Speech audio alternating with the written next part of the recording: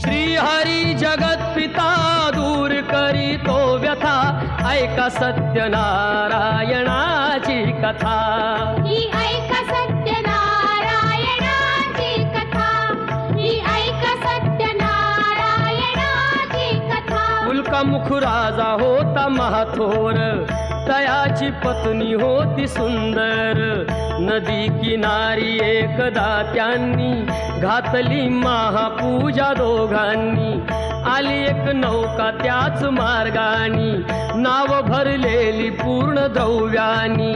होती व्यापारी साधू बाण्याची, रीत पाहण्यास आला पूजनाची। उल्कामुख त्यास बोले ऐकावे, व्रत नारायणाचे आचरावे। मनोइच्छित फळ मागावे, चरणी श्री हरीच्या लागावे। घरासी